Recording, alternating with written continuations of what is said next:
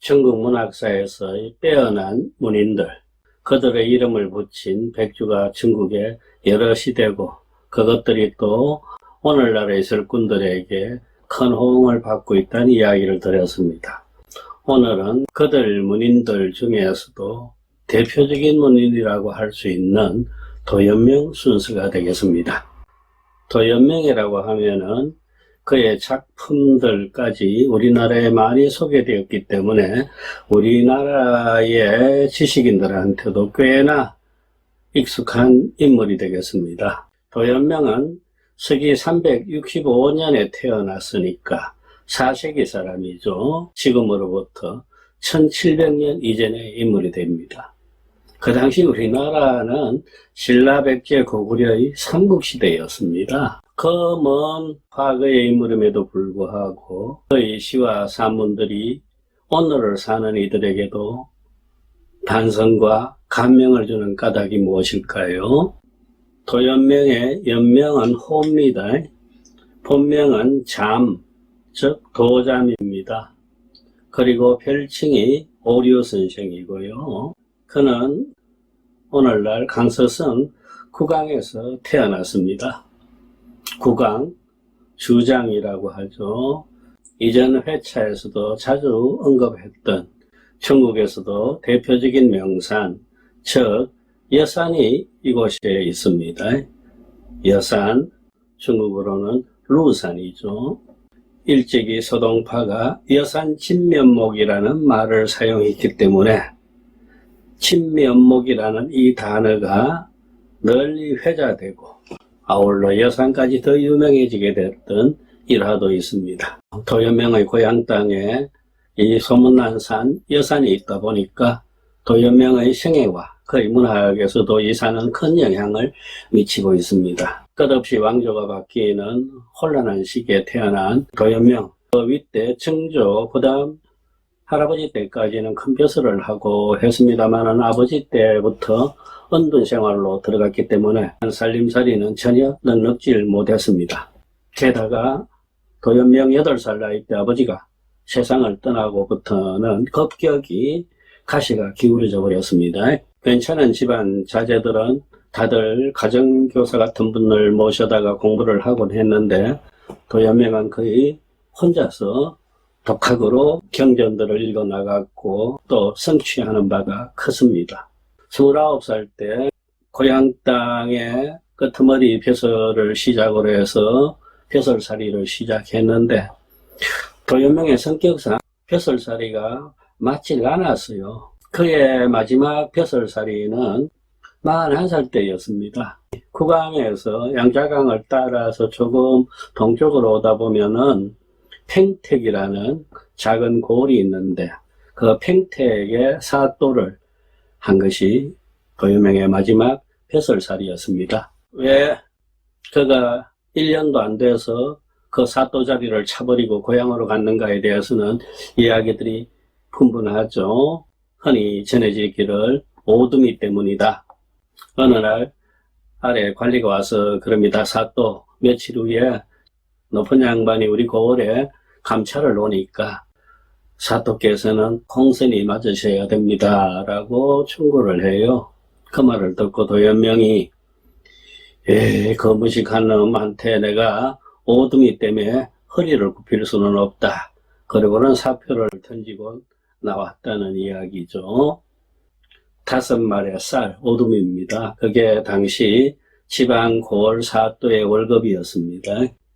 그렇게 고향집으로 돌아와서 전원생활을 즐기는데 그때 쓴 천하의 명문이 곧 귀거래사였습니다. 전원에 묻혀서 사는 즐거움을 노래하고 아울러 우리 인생의 고단함과 그 덧없음까지를 반추하는 노래가 바로 귀거래사였습니다. 이후 이 고향집에 큰 불이 나갖고 집이 다 타버려가지고 읍내 쪽으로 이사를 가지 않을 수 없었는데 이 당시가 가장 빈곤했습니다. 하여 그 좋아하는 술을 마실 수가 없는 나날이 거듭되고 그럽니다. 이 사정을 아는 주위의 친구들이 술상을 차려놓고 부르면은 무조건 가서 크게 취해서 돌아오고 했다는 기록도 있습니다. 현재까지 전해지고 있는 도연명의 시와 산문들이 모두 한 150여 편이 됩니다. 그들 작품들 가운데서 수리 이야기가 끼어든 것이 50편이 넘어요. 이렇듯 술은 도연명의 정신과 육체에 있어서 뗄래야 뗄 수 없는 그런 중요 요소였습니다. 도연명의 대표작이라고 일컫는 몇 작품을 말한 귀거래사가 있고, 또 도하원기, 그리고 음주, 오류선생전, 이런 작품들이 있습니다. 우리가 무릉도원이라는 말을 쓰게 된 것도 도연명이 쓴 그 도하원기 때문이죠. 거기에 구체적인 무릉도원의 풍경이 그려지고 있습니다. 그 이야기가 1000년을 넘게 이어져 오면서 오늘날 현대를 사는 이들한테도 꿈의 이상향 같은 것으로 각인되어 있는 것입니다. 음주란 제목의 시는 20편으로 구성되어 있어요. 이 음주라는 시는 단순한 술 마시는 이야기, 그 즐거움만을 이야기하고 있지는 않습니다. 이 시에는 혼란한 정치 상황, 부패한 공무원들 이런 것에 대한 분노를 표현하는 현실뿐만의 이야기가 있는가 하면은 또 전원살이가 얼마나 기쁜가 하는 그런 이야기들이 주류를 이루고 있습니다. 20편의 시 가운데 한 편만 소개해 볼까 합니다. 제3편입니다. 도상향 천재하고 인인석 기정이네. 유주 불경음하고 단고 세간명이라. 소위 귀야하신 한들 기 부재 일생 아니던가. 일생 분원기인고 소교 여전 경이로다. 정전 100년 내요 지차 욕하성일까. 도가 사라진 지 1000년이 되고 보니 사람들이 서로 정을 죽일 거리는구나. 술이 있어도 함께 마시려 하지 않고 오로지 세간의 이름과 이익만 쫓으려 하네. 출세해서 화려하게 살더라도 짧은 한평생에 지나지 아니하는 걸 그 한평생인들 얼마나 길 것인가. 한순간에 번갯불과 같은 것인데 살아봐야 100년도 살지 못하는 것을 애써 부귀와 명리를 얻어서 무엇에 쓰려 하는가. 재밌죠. 거의 2000년 전에 살았던 인물이 인간의 도리가 사라진 게 1000년이 되었다 그러면서 한탄을 하고 있습니다. 공자 맹자 세상 떠난 지 거의 1000년이 되어버렸으니까 도가 잃어버렸다 이거죠.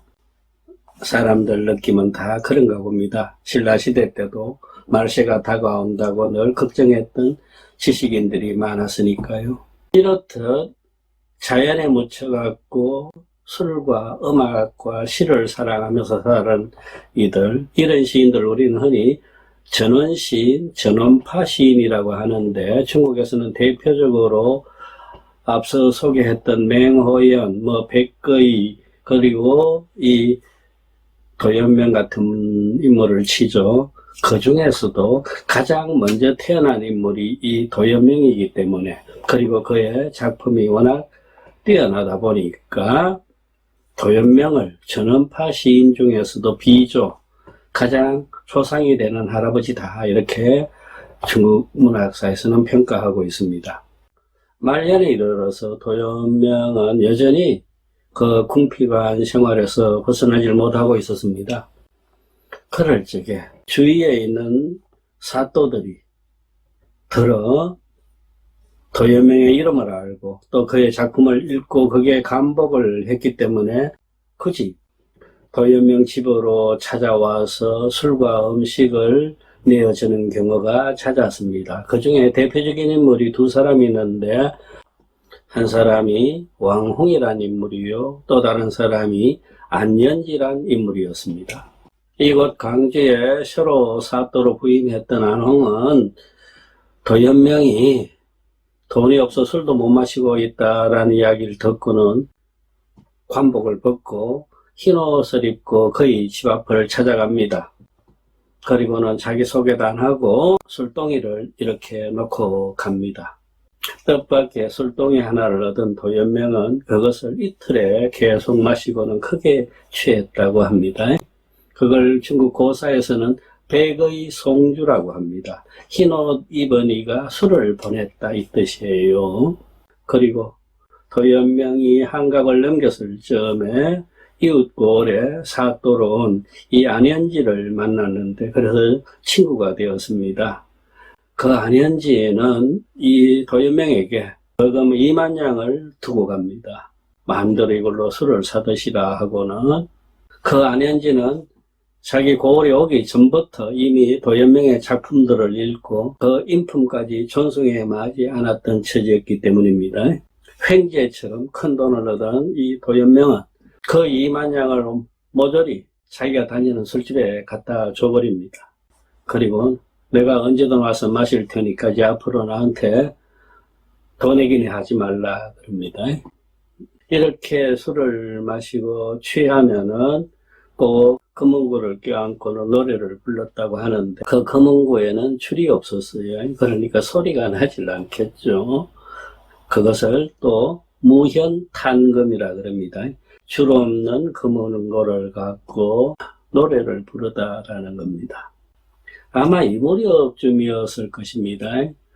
몸은 쇠약해져 가고 이제 몸에서 술도 잘 안 받고 그랬겠죠.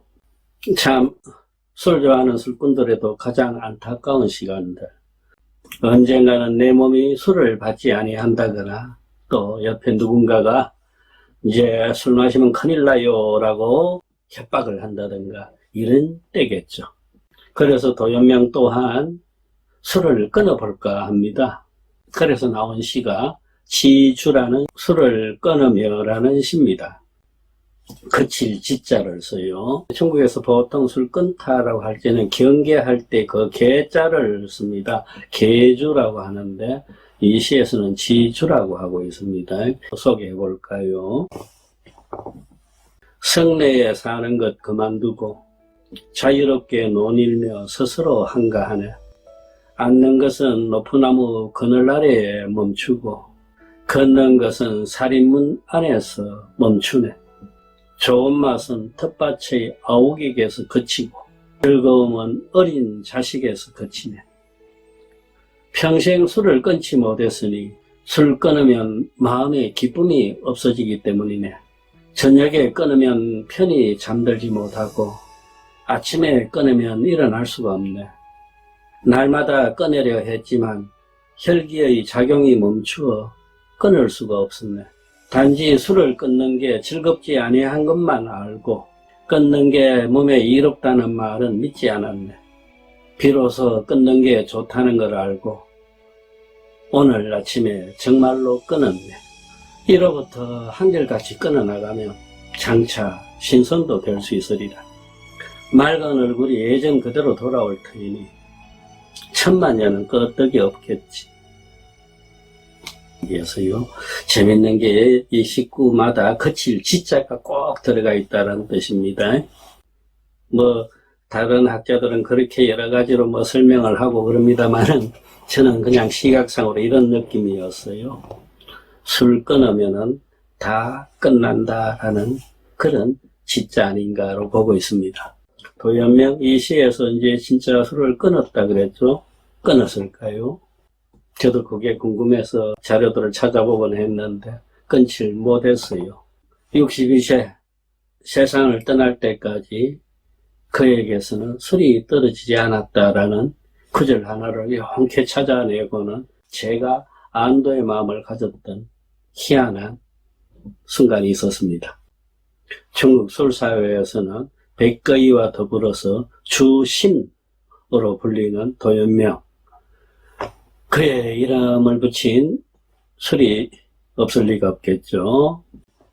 이전에 제가 도령주라는 백주를 소개한 바가 있습니다. 도연명이 팽택 현감을 했다고 했는데 그 팽택에서 나오는 술입니다. 도, 성시 도자를 쓰고 령은 수령할 때 령자를 씁니다. 도령, 그러니까 도사또님 술이다라는 것이 도령주입니다. 오량액 회사에서 만든 술이라서 그런지 이 팽택 시골에서 나오는 술인데도 불구하고 술맛이 꽤나 인상적으로 좋았습니다. 그 도령주가 지금 팽택에서 나오고 이 구강시 시상이라는 구가 있습니다. 이 시상이 원래 도연명의 고향입니다. 그래서 이 시상에 시상주업이라는 술회사가 있어가지고 여기서 도연명주라는 술을 내고 있습니다. 그런데 이 술회사가 규모가 워낙 적다 보니까 전국적으로 알려지질 못하고 있어요. 이 도연명주가 술회사의 규모가 술의 이름을 따라가지 못하니까 그 언밸런스가 제가 좀 안타깝게 느껴지곤 합니다. 도연명이 아주 옛날 사람이라 그랬죠. 그런데 그 옛날 사람의 이름이 여태껏 어떻게 온전하게 그리고 그의 작품들까지 전해질 수 있었을까? 그것도 그의 인복이었습니다. 말년에 그에게 술을 갖다 준 두 사람, 왕홍, 안현지 이야기를 했죠. 지방 수령으로 있던 이들이 나중에 조정에 가서 대관 고직에 올라갑니다. 그리고 그들이 스스로가 또 문단의 최고의 실세가 돼요.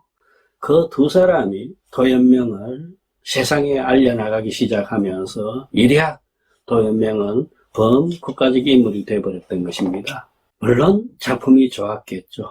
거기에다가 든든한 후원자까지 있었으니 그건 다 도연명의 인복이라고 여깁니다. 이 도연명주 그리고 팽택의 도령주 외에도 도연명과 관련된 술이 귀주성에서도 나오는 것을 확인했습니다.